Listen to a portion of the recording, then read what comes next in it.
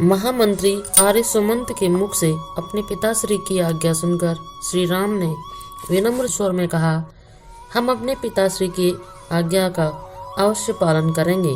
आर्य सुमंत, तो फिर जाइए और अपनी माताओं से गुरुकुल जाने की अनुमति ले आइए। कल सुबह हम यहाँ से प्रस्थान करेंगे। इतना कहकर आर्य सुमंत वहाँ से चले गए। उसके बाद चारों भाई एक साथ माता कौशल्या के पास पहुँचे और विनयपूर्वक बोले, माता, हम आपसे गुरुकुल जाने की अनुमति लेने आए हैं। यह सुनकर माता कौशल्या का दिल अपने बेटों के विछोह की कल्पना मात्र से ही व्याकुल हो उठा, किंतु वंश मर्यादा के पालन की मजबूरी थी, इसलिए उन्होंने कुल के नियमानुसार सादा वस्त्र भिक्षा में देकर रोते रोते अपने महल से उन चारों को विदा किया। तत्पश्चात चारों भाइयों ने माता कैकेयी और सुमित्रा से भी गुरुकुल जाने की अनुमति प्राप्त कर ली। गुरुकुल पहुंचकर चारों राजकुमारों ने सर्वप्रथम वहां के नियम सीखे और फिर गुरु वशिष्ठ के अन्य शिष्यों की तरह वे चारों भाई आश्रम में रहकर विद्या ग्रहण करने लगे। वे जी जान से गुरु की सेवा करते और आश्रम के कठोर नियमों का पालन करते हुए उनसे शिक्षा ग्रहण करते। कुछ ही समय में उन चारों भाइयों ने संपूर्ण वेदों का अध्ययन कर लिया। तो गुरु वशिष्ठ ने उन्हें बताया, वत्स, यह संसार 3 देवों की रचना है और वे 3 देव हैं, ब्रह्मा, विष्णु और महेश। ब्रह्मा इस संसार के रचयिता हैं, विष्णु उसके पालन करता और महेश अर्थात भगवान शिव इस संसार के संहार करता है। मनुष्य के जीवन को 4 आश्रमों में विभक्त किया गया है, ब्रह्मचर्य, गृहस्थ, वानप्रस्थ और संन्यास।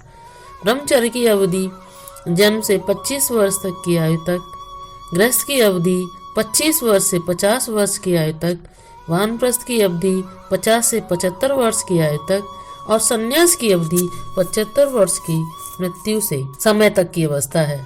इसके अलावा गुरु वशिष्ठ ने उन चारों भाइयों को लौकिक शिक्षा के साथ साथ आध्यात्मिक शिक्षा का भी पाठ पढ़ाया।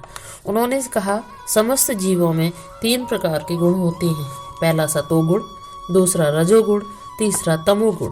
सतोगुण मनुष्य को ईश्वर भक्ति की ओर प्रेरित करता है, रजोगुण आदमी को विलासिता की ओर, जबकि तमोगुण बुराई और पाप की ओर आकृष्ट करता है। किंतु राजा को सफल और शक्तिशाली बनने के लिए 4 नीतियों का अनुसरण करना पड़ता है और वे नीतियां हैं साम, दाम, दंड और भेद। गुरु वशिष्ठ ने उन्हें उपरोक्त शिक्षाओं के अतिरिक्त मानव शरीर की रचना तथा उनके गुणों की भी शिक्षा दी और कहा, सबसे उत्तम शरीर मनुष्य का है। यह शरीर 5 तत्वों से मिलकर बना है। वे 5 तत्व हैं जल, वायु, आकाश, पृथ्वी और अग्नि। जब ये तत्व आपस में मिलते हैं तो जीव का जन्म होता है और उस जीव की मृत्यु होने पर ये 5 तत्व अलग अलग होकर बिखर जाते हैं। इसलिए मनुष्य के शरीर की तुलना मिट्टी से यहाँ की जाती है। इन शिक्षाओं के अतिरिक्त गुरु वशिष्ठ ने चारों राजकुमारों को नैतिक शिक्षा भी दी। उन्होंने कहा, हर बच्चे के लिए माता पिता और गुरु ही सबसे प्रमुख होते हैं, अतः उन तीनों की आज्ञा का पालन करने के साथ साथ उसकी भक्ति भाव से सेवा भी करनी चाहिए। हर मनुष्य को सदैव सत्य का आचरण करना चाहिए, झूठ से सदा बचना चाहिए, प्रत्येक जीव से उन्हें प्रेम करना चाहिए, क्योंकि प्रेम पुण्य है और घृणा पाप, जो जीवन में भविष्य के बीज बोती है।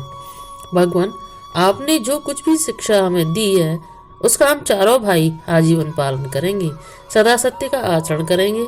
चारों भाइयों ने शपथ लेकर गुरु वशिष्ठ को विश्वास दिलाया। सामान्य शिक्षा पूरी होने के उपरांत गुरु वशिष्ठ ने चारों राजकुमारों को राजा के धर्म एवं कर्तव्यों की शिक्षा देते हुए कहा, तुम सब राजकुमारों, यह सत्य है कि राजा और प्रजा में अंतर होता है। यह अंतर केवल रहन सहन अथवा शासन करने का नहीं है। जिस प्रकार राजा सामान्य जनों से श्रेष्ठ है, उसी प्रकार उसके धर्म तथा कर्तव्य भी उनसे श्रेष्ठ और कठोर होते हैं। वे क्या हैं गुरुदेव? राम ने जिज्ञासा की। सदा स्मरण रहे कि प्रजा का पालन तुम्हारा धर्म है और उसकी सेवा करना तुम्हारा कर्तव्य है। राजा केवल दूसरों पर शासन करने के लिए नहीं, उनकी रक्षा करने के लिए है। तुम्हारा दूसरा धर्म है न्याय। न्याय करते समय तुम्हें अपने और पराये में पक्षपात नहीं करना है।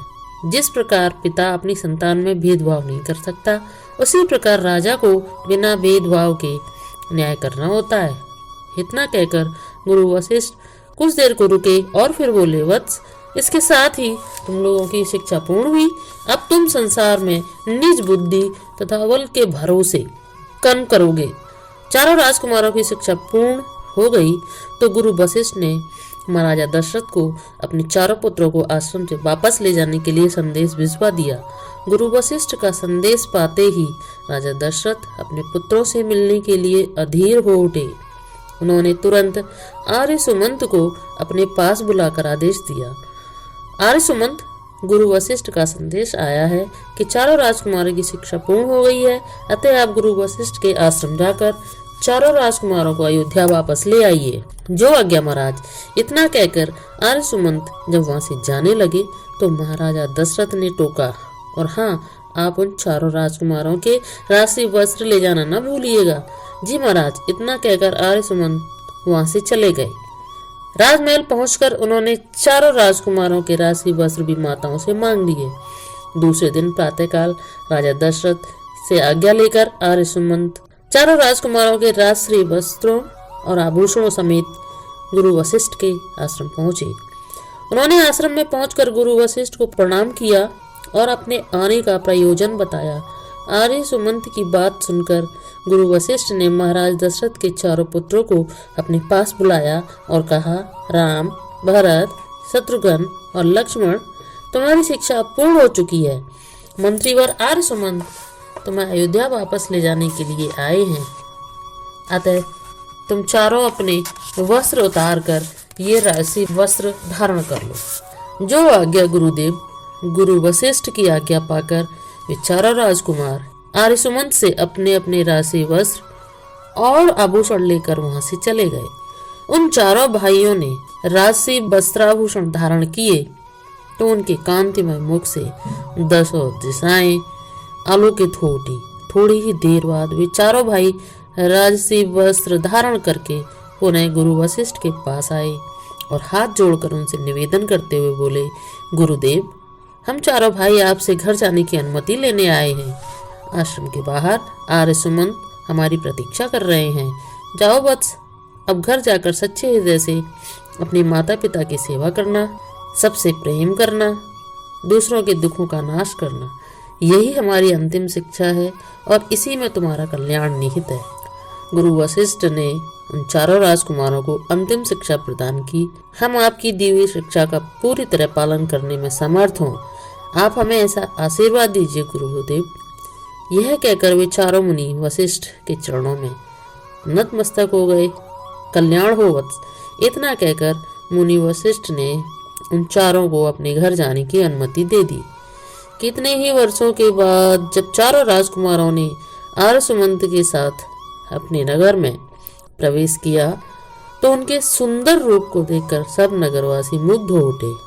श्री राम का सुंदर और सौम्य रूप तो सबको सुख देने वाला था ही, क्योंकि अयोध्या के समस्त नर नारियों, बूढ़ों और बालकों के लिए तो वे उनके प्राणों से भी अधिक प्यारे थे।